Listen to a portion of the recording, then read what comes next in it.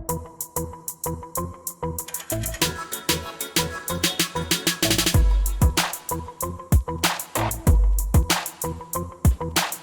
you guys, welcome back to Paradise in Paraguay. Thank you so much for joining us today.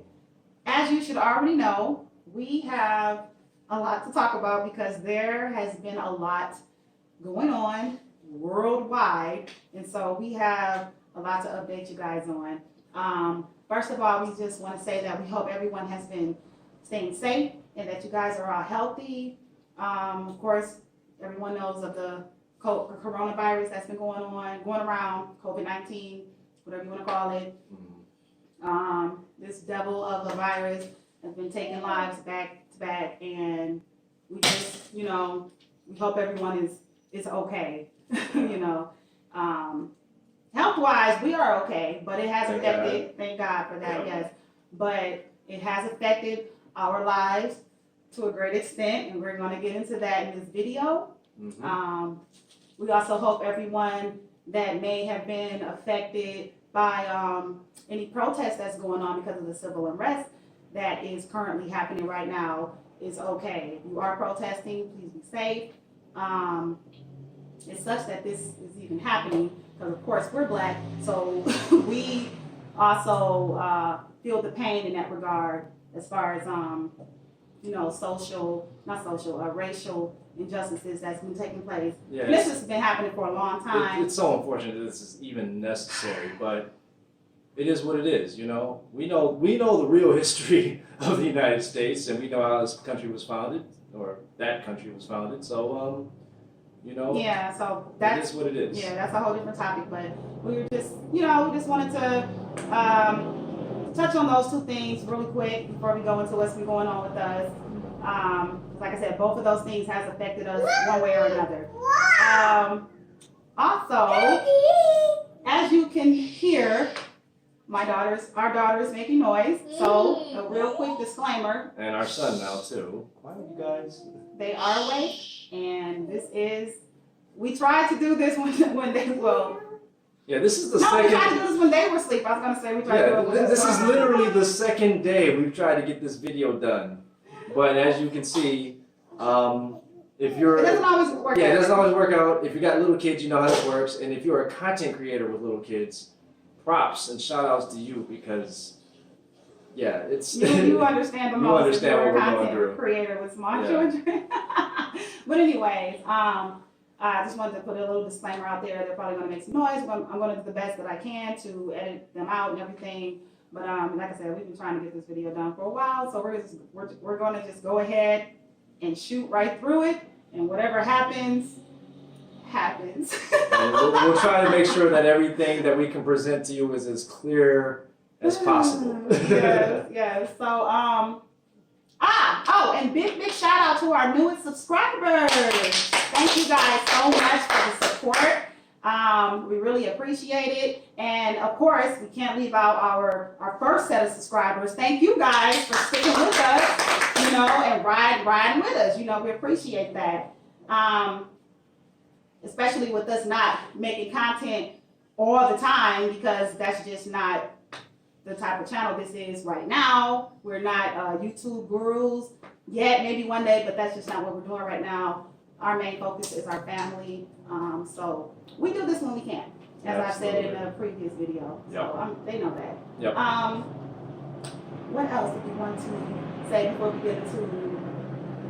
I guess that was it. So before we talk about where we are right now and how this whole pandemic has affected our lives, we want to just get you guys caught up. We want to get you guys caught up on how we got to the point that we are at right now. Right. So you want to take over with that? So some months back, we decided we needed to travel back to the United States to handle some business back there in Michigan specifically, because that's where we're from. Predominantly dealing with some property that we own, but also to handle a few other things as well. So while we were there, dealing with the things we had to deal with, in January, we started to hear about this It happened. This very contagious virus that had sprung up in China and then spread to Europe, specifically Italy.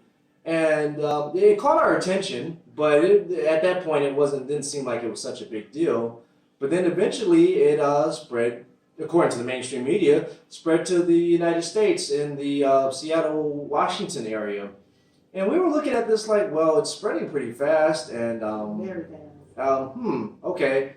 They're saying it doesn't really affect people like us, younger, healthy people. Relative people. But at the same time, it's spreading really fast. So, okay, well, it's not that big a deal right now at this point.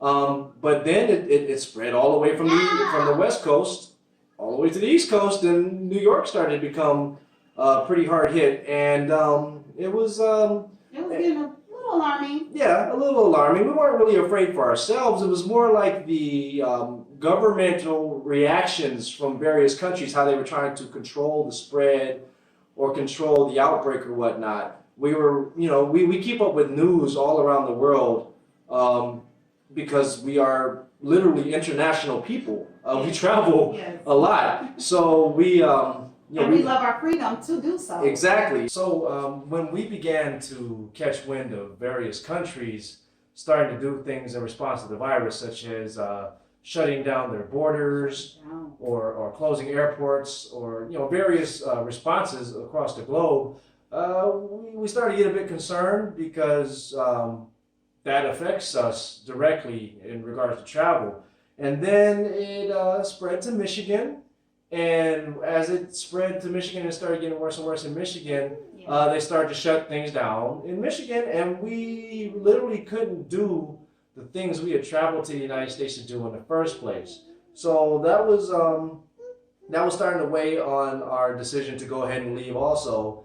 And as we were watching the world literally start to shut down country by country, there was more and more pressure for us to go ahead and leave. On top of that, because the U.S. did not have a unified response, it was up to the states to do whatever they felt that they wanted to do, and there was no unified federal response. Even though Michigan was shutting down, with other states still open and not really taking it seriously, It was still spreading. It was still spreading a lot because people travel domestically between state to state all the time. And so it just didn't seem like the U.S. was taking it very seriously. And with it spreading around the globe so quickly, we felt like, well, this could be quite more serious than the U.S. is portraying it. And when we compared that to how Paraguay was responding to the pandemic, where they had already shut down the public school systems, they had already started shutting down restaurants and other businesses and whatnot. Very early on, and they didn't even have more than a handful of deaths at that time, and infection rates were just creeping up very, very slowly. Infection rates were creeping up very, very slowly. We decided, okay, well, that would be another reason, because even though we weren't too concerned about the virus in regards to ourselves, we still really didn't know how bad it could be. So no one did. Right, no one really did, and it turned out that it was worse than how people were portraying it, how the authorities were portraying it early on in the United States. So we decided we need to get home as soon as possible. So, but first, if we could, that was the plan. Right. So the first thing we had to do was make sure that there were available flights and itineraries from the United States to Paraguay. Now, here's something we got to note. That in the best of times, there are no direct flights from any city in the United States directly to Paraguay. It's just there's just not enough. General. Yeah, there's just not enough airline traffic between the little country of Paraguay and the United States. So generally, every time we fly back and forth, each way we have to take 3 planes, and there's always another country involved. Right. So with us knowing that. Yeah, we hopped on orbits. We have to move quickly. Yeah, we hopped on orbits, and we checked to see what was available, and we saw that there were itineraries available from Detroit, DTW Airport to Paraguay. So we went ahead and snatched up some tickets, and then we started to pack because we had to go. Yeah. So not too long, not that long passed, and it was time to go. And during that time period, family members were questioning us and whatnot, and asking, do you think maybe you're overreacting, or you think you might be doing something drastic or moving too fast? Like, well, no. We have a home. It's not in the United States. We have a home in Paraguay. We're just trying to get to it. What's happening right now is unprecedented, and we don't want to be stuck in the United States and not be able to do what we came here to do in the first place and not be able to go home. So exactly, because the response of the authorities was outside of our control. If the authorities decided to shut down any part of an area that we need to fly through out of, in the name of, COVID-19, then that screws us up. Right. And then we can't get home. And we have to keep that in mind. Like he just said, there's, we have to travel. We got to stop in at least one other country before we got to cross international borders with an S, when we're trying to get home. So that came into play with our decision. We're like, okay, we really got to go. Right. Because if one part stops in the chain, we're done. We can't go. Right. So we had, like as I mentioned, we hopped on Orbit. We booked a flight. We were going to fly through Atlanta, and then from Atlanta to Sao Paulo in Brazil, which is right next to Paraguay, and then Sao Paulo, Brazil to Asuncion, Paraguay, the capital of Paraguay, which is not too far from where we live in Paraguay. So fast forward a little bit, not too far, because we bought tickets for a flight really almost right before we had to take the flight, and we get to the airport, and as we're pulling, we take an Uber. We took an Uber, us, our kids, all of our stuff. So we had to get Uber XL. We had a lot of stuff, mostly because of the kids, car seats, stroller, all of our luggage. Yeah. So we pull up to the terminal, and we were flying through Delta, and there is no traffic outside the terminal. It's just dead. So we're like, yeah, this is really serious. Right. It was as dead as they had described it on the news. Yeah. Yo, so we just got to the airport, and I've never seen it look this dead before. You see behind you, no cars, no one's pulling up. There's a few cars that way, but like it's just, you can't really tell inside, but I can. It's no one inside really. So we should be able to check in and get through security really, really fast. But this is this is some end of the world type stuff. This is scary.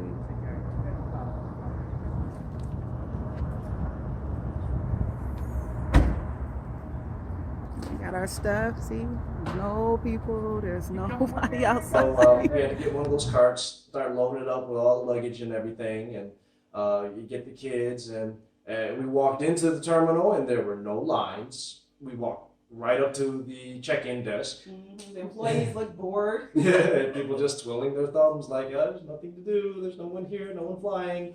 And so we gave the check-in attendant our names and our passports, and said, okay, yeah, we're ready to check in, ready for our flight. And she starts going through the system, and she's like, we don't have any tickets for you. Oh, hell no! And we like, whoa, what do you mean you don't have any tickets? We spent a lot of money on these tickets. When she said that, we were like, oh, hell no! We were kind of mad, we held it back, but we were like, what?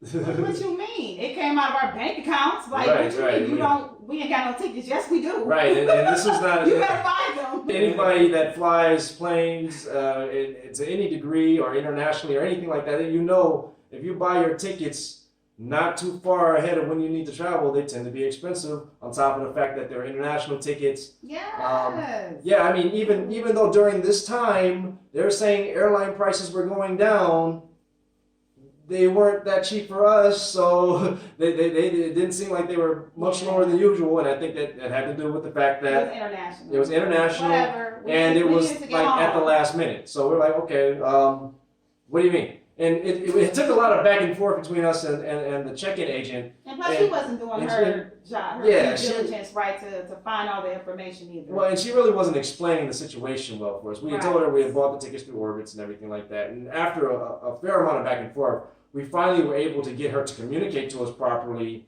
that just because you bought through a third-party travel agency and that you were paid and that you have a reservation and they confirmed it doesn't mean you actually have tickets. And because of the fact that there was this pandemic going on, there were so many people canceling their flights, Orbitz was and slammed. everybody else. Basically, they were slammed. Yeah, they were slammed. And so they didn't get around to purchasing our tickets from the airline, which is what a third-party company does when you buy tickets through one of them, Orbitz, Expedia, Priceline, or whatever. They didn't get around to officially purchasing our tickets, and so they just were never confirmed by the time we got to the airport. Well, they were confirmed. They were confirmed with Orbitz, but not confirmed with the actual airline. Right. And that's the big what I difference. mean. So That was a huge bad surprise. Yes, and so we had to think fast. and so we had to make some split decisions, and Yeah. we're like, okay, well, what do you have to Paraguay? And so she starts going through the system, this and that, blah blah blah, and she says she doesn't have anything to Paraguay. We're like, come on, stop playing with us, lady. Is this a joke? You gotta have something. Come on. So this was like the beginning of things starting to close on us. Because again, we had already bought tickets, or so we thought, but Our money was tied up in that purchase. And there was an itinerary from DTW to ASU. I guess it was just and so, well, I guess it was just canceled because there were so many international flights getting canceled and whatnot. So, okay, so we thought, okay, what can we do? What can we do? What can we do? And remember, hold on, the thought of staying even came across our minds, even though we did not want to do that. And again, the Uber driver already left and everything, but the thought did come across our minds like, oh my gosh, are we just stuck here? Do we just have to deal with this pandemic here? You know, even though we don't want to do that, we had to consider all of our options at that point. Yeah, stuck here But and she still was not like, even. no, we are not staying here. I don't know what you thought. I'm not about to stay here, and I can't get anything done and what we're trying to get done here. No. Right. He was like, the numbers, the way they're shooting up and it's not being handled right. He was like, no, we out of here. We're not staying here when we have somewhere else to go. I was Right. like, all right, cool. I was just, you know. And at the time, I'm just saying, you know, what do we do? Do we stay here or what? And at the time, we were staying with her father, who was older. Yeah. And according to the media, he was more susceptible. And we did not want to possibly bring something to him. So we're like, it would be best for us. It would be best for him. It would be best for everybody involved in our situation for us to just go ahead and go back home. So she didn't have anything available in Paraguay, but we reflected back on what our original itinerary was, which was from Detroit to Atlanta, Atlanta to Sao Paulo, or Sao Paulo to Asunción. So we're like, okay, let's get somewhere. Let's get to Sao Paulo. Yeah. Do you have anything to Sao Paulo, Brazil? Right. And so she goes through the system. Yeah, I got something. Okay. It's like, all right, okay, great. So, but we weren't going to just buy tickets at the desk to Sao Paulo, Brazil, and not know if we could get from Sao Paulo, Brazil to Asunción, Paraguay. So we have to make that check first. So, but Delta didn't have it, but because we traveled so much between South America and North America, we were familiar with the South American airlines down there. Yeah. So we hopped on the internet on our cell phones right there at the front desk, and we checked out the different airlines, and eventually we came to LATAM, which we had flown on before. We're pretty happy with them, and they had flights from Asunción, from Sao Paulo to Asunción, the same exact flights that we would have been able to take, if Delta would have held on to their original itinerary, and we don't know what happened with that, but there was so much stuff going on, so whatever. Yeah, it doesn't matter. So, but it was the same exact flight, same exact time, so it was like, okay, this is the flight we would have taken if Delta would have kept the original itinerary. Right, so we're like, let's at least just get to Brazil. Is next door to Paraguay. We'll be close, and then after that, There's a we can flight. just buy another set of tickets while we're in Brazil to Paraguay. Yeah, and we should be home. It would have been ideal for us to buy the tickets right then and there, but because buying tickets online takes a little bit of time, and we're pressed for time because of all the rigmarole we were going through from the original set of tickets not being bought. Our time was ticking. We had arrived at the airport, with more than enough time originally, thinking that our flight we had tickets and everything, but because of all the time wasted going back and forth with the check-in agent, we really had to just buy the tickets to Sao Paulo ASAP and then just decide, okay, when we get to Sao Paulo, we'll buy the tickets from Latam to Paraguay. To Asuncion, yeah. That was the plan. Right. Okay. So we get the tickets. We get the tickets to Sao Paulo through Atlanta. We pretty much rush down to security because time's ticking. And we pretty much breeze right through TSA because there's no one there. Yeah. So we boarded our flight, and we got on. We didn't miss it, and that was that. Yep. So, we show up in Atlanta. next part. We show up in Atlanta. Everything's cool. It was a very short layover. At the same time, we're for the little bit of waiting we had to do, we checked the news and everything, make sure everything's still cool. Nothing had changed in regards to flight availability from Sao Paulo to Asuncion. Everything's still looking good. So we went ahead and boarded our flight in Atlanta and then made I forget how long, but it was at least 8 hours, probably 9 to 11 hours. I don't remember anymore. Something like that to Sao Paulo. And thank God it was a very smooth flight. Thank God our kids were very well mannered. Yeah, they were. And we got great kids, so generally flying with them all the time is not a big deal. But sometimes you never know what you can expect with very young kids. Kudos to them right now. They're still up. Yeah, they're right over here. And they're staying relatively quiet. They're being quiet. Yeah. But go ahead. Yep. So we arrived in Sao Paulo, and at that point, I gotta make a few things known. As American citizens traveling to Brazil, the vast majority of American citizens traveling to Brazil have to first visit in person a Brazilian embassy or consulate or whatever they call it in the United States to get a visa. Brazil does not allow American citizens to just visit. You got to get a visa and be approved first.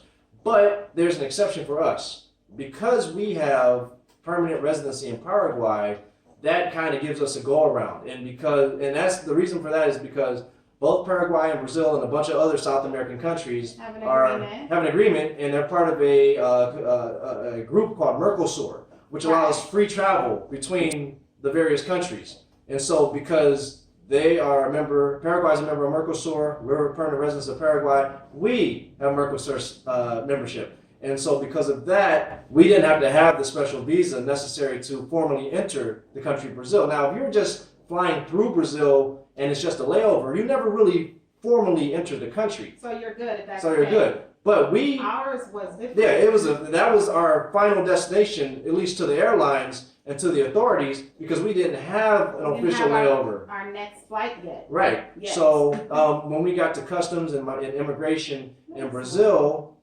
we explained that to them. We told them where we were going and whatnot, and so it wasn't an issue for us. After we got through, we pretty much bolted to the Latam ticket office, and they still had the flight available that we were looking to get. Back in Detroit. Yep. So okay, cool. We went ahead and bought the tickets, and that was for the next day. That was the soonest they had. Yeah, that was the soonest they had, and that was the same exact flight that was on our original itinerary for the original tickets we thought we bought that we didn't. Right. Thanks, so basically, we just put piece together the itinerary ourselves. Exactly. So we're like, okay, cool. Uh-oh. Okay. Wow, we're on this way. So, okay, cool. Got the tickets. 16 minutes, looking good. Okay. All right. So we're like, okay, cool. We got our next set of tickets to get us, home free, and we just gotta wait a day, you know. So we're tired anyway. So let's just go ahead and get a little room that's nearby, near the airport, and take this flight tomorrow. That was our mindset at that point. Right. So we had a layover. We had a layover that we pieced together with our own itinerary that replicated our original itinerary, which Orbitz did not purchase for us, but yet we paid for. So at this point, they owed us a bunch of money. That part. Anyway. Yeah. But we bought the tickets to Paraguay. We're happy. And we felt good at that point. Yep. And so we went to a nice hotel nearby. because we wanted to rest. We had our kids and whatnot, and we had been traveling a bunch. Yeah, so. what was the flight? The flight was for that morning or the afternoon? It was Afternoon? for the next evening. The next evening. Yeah, it was for the Okay. next evening. Yeah, so we get up in the morning, excited. And we get up early in the morning because we weren't going to, generally checkout time in a hotel is 11, 12 in the morning. 11 in the morning, 12 at noon. So we get up early in the morning, even though our flight's later at night, we're like, okay, well, we'll get up and check out, and we'll just spend some hours at the airport waiting. That's no big deal. We're not going to spend a whole nother, we're not going to spend more money just to spend a few hours in the hotel. So as we're waking up, as we're getting things together to pack up to go back to the airport, we received an email, and it's from Latam, and it's in Portuguese, and we don't speak Portuguese. What is this about? Like what we don't speak Portuguese. We speak English as the first language, and we're pretty good with Spanish. We're not fluent yet, but you don't have to speak Portuguese or Spanish to know what big red letters on an email about your flight when it says cancelado. You don't need to know either of those languages to know what that means. Cancelado. Right, so we're like, right. oh you no. don't need to know. You don't need to be fluent in either one of the languages. We were like, no, it's been canceled. So immediately we turn on the television to see if there's any news, but we can't really find any news on television because we're in Brazil and they're not telling us about Paraguay. So we're like, okay, and then it's not like we can understand what they're saying that much because Portuguese, even though it's kind of related to Spanish, there's a lot of it that's not like Spanish. And so, so we hop on the phones, check the internet, check the Paraguayan news. We find out that the Paraguayan government has closed all borders. All of them. By air, by land, over the river. Airports shut down. Paraguay is not playing with controlling this virus. So. But hold on. The thing that caught us off guard, like, okay, we knew this was a possibility, but, when we were first reading about the possibilities of some borders closing in South America before they had actually closed, they were saying that they would still leave the border. They would still allow people that are citizens and permanent residents of certain countries to still go, to still be able to enter the country if they did decide to close their borders. So we were kind of banking on that in the event of Paraguay closing their borders. That's something we forgot to mention. Yeah, but apparently they changed that. Okay, yeah. So everybody, nobody, no citizens, no permanent residents, no professional football players that were playing football in other countries, no politicians. Yeah. Everybody was locked out. The only way you get through the border is if you're cargo. Right. So unless we were able to make ourselves, fit some boxes or something. Yeah. And that wasn't happening. We were officially locked out. Yeah. At that point. So at that point. And that was scary. Yeah. So what we did immediately at that point was, well, we're in Brazil right now. We're in a kind of expensive hotel. Let's go find a cheaper hotel right now so we can preserve the funds we have because Orbit's already got a bunch of our money that's in limbo. Our money was already tied up and stuff. And it was expensive. Yeah, so we found another hotel. We still checked out of this one, the one we were supposed to check out. We went to the next hotel. And then when we got to the other hotel, which was much more reasonable. Yeah, much more reasonable, but still nice. We contacted the Paraguayan embassy in Sao Paulo.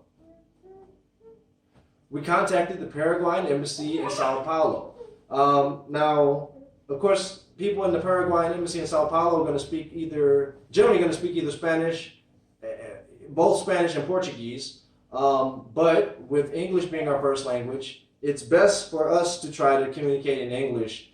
Even though we can effectively communicate in Spanish, it's very important to understand every single thing that's being said and not have to make any emphasis or anything like that. Especially during a time like that. Right. So we, when we got in contact with them, we asked, is there anyone there that speaks English? They said, yeah, we'll get them back in contact with you. Let me take your phone number, listen out, blah, blah, blah. So we asked, We played and then the waiting game. then we waited. We waited. We had to wait. Yep. There's nothing else to do. Yep, and then not too long after that, we received a call, and this is all through WhatsApp. Everybody in South America uses WhatsApp.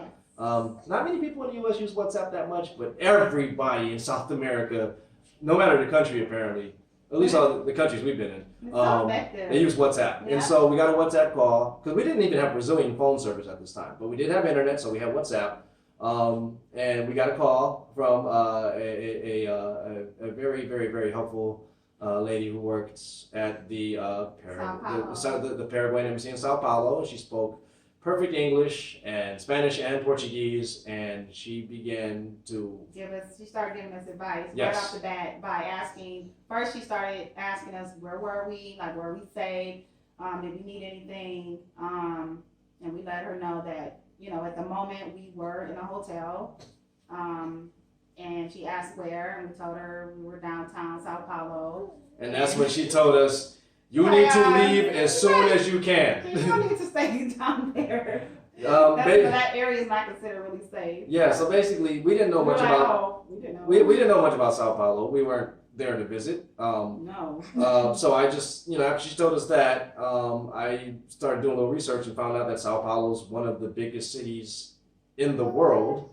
And for, and like all major cities, there's, tends to be problems like, poverty and crime and drug abuse and stuff like that. And for Sao Paulo, downtown is not a very good place to be crime-wise. So, we couldn't tell, but, it was daytime. But, at nighttime is when a lot of stuff starts to become more apparent. So she advised us to get an Airbnb. And Which made perfect sense. Because it would be great for us to cook during our stay. And have more than a hotel room to stay in. Yeah, especially since we, nor her, knew how long we would have to wait for a way to get into Paraguay. Right. So we're like, cool, that sounds good as long as it's a decent price, Overall, it should be economical to do that. Right. So you don't have to buy, order food every night. Yeah, because if you travel, one of the main things if you're staying at hotels,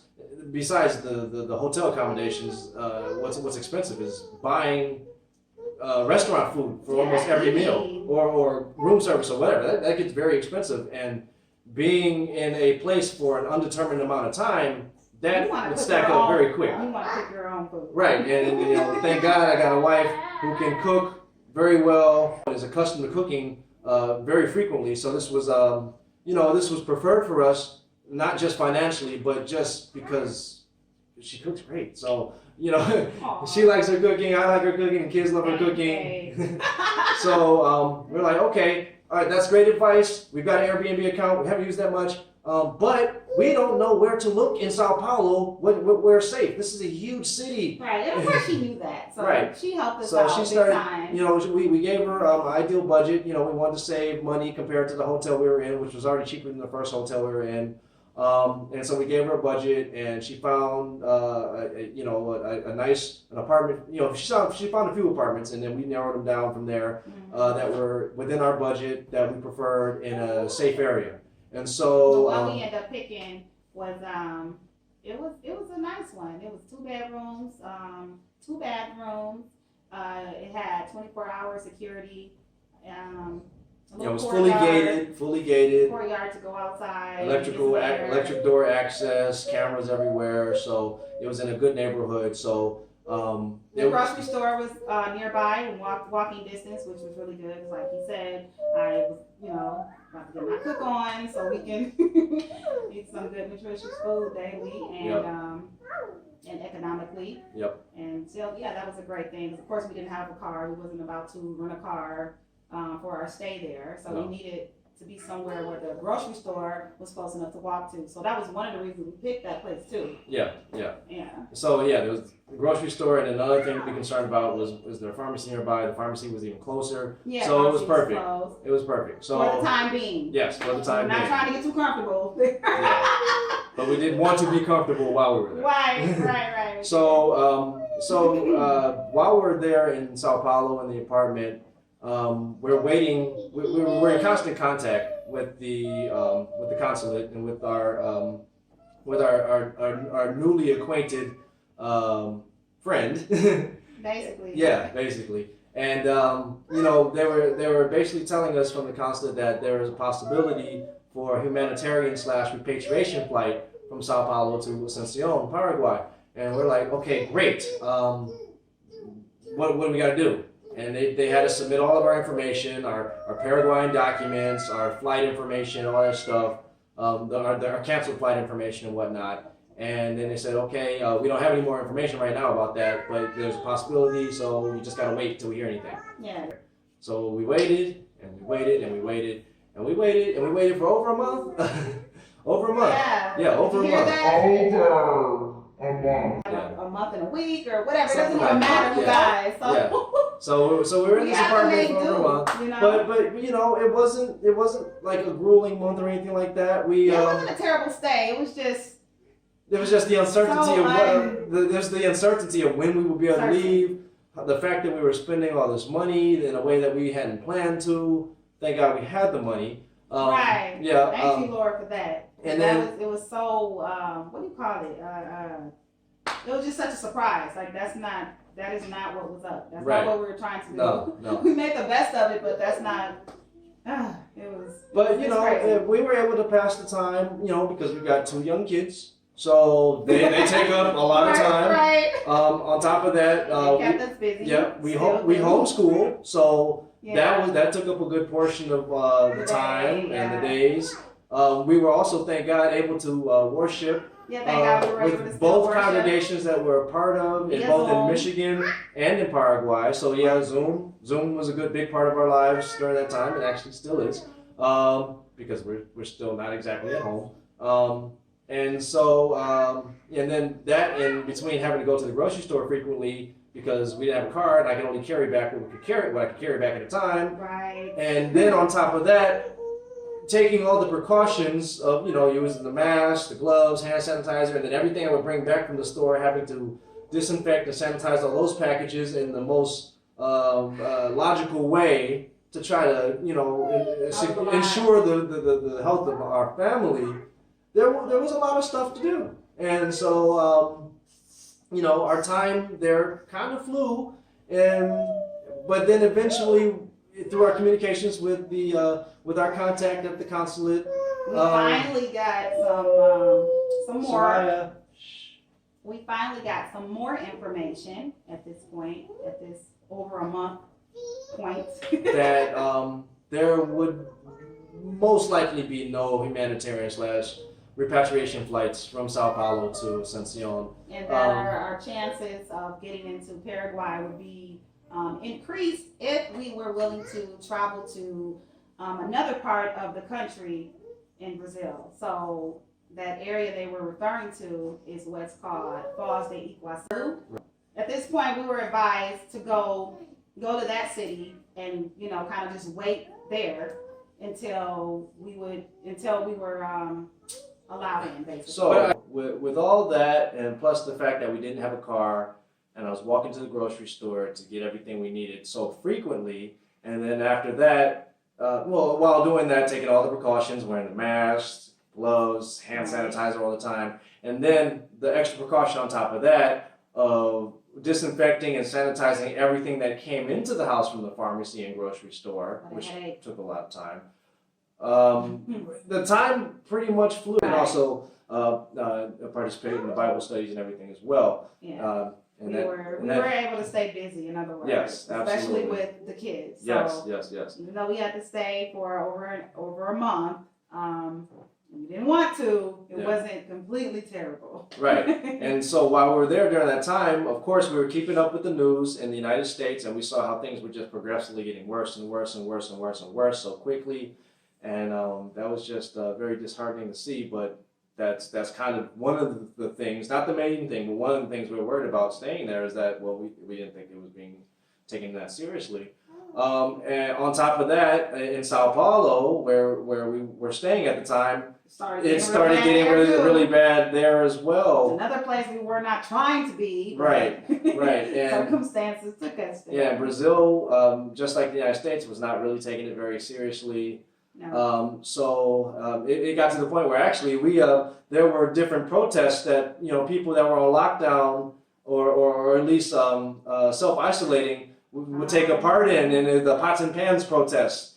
We didn't know exactly what they were at Against the first. authorities for not taking it serious. Well, yeah. more so against the president. Yeah. President Well, the main authority. Bolsonaro. Yeah, President Bolsonaro was not and still is not taking the pandemic seriously. Real nonchalant about it. Right, and so he's going around still hugging supporters and handshaking and wiping his nose and all stuff like that. And so, you know, the Brazilians that were taking it seriously, they would stay cooped up in their apartments and their houses and whatnot. And at certain times of the day, if he had a speech, or certain times at night, they would go to the windows with a pot and a wooden spoon, and they would bang, bang, bang, bang. Yes. One time we heard a dude like just blowing on a saxophone. It was just crazy. I think we got some footage or some recordings of that.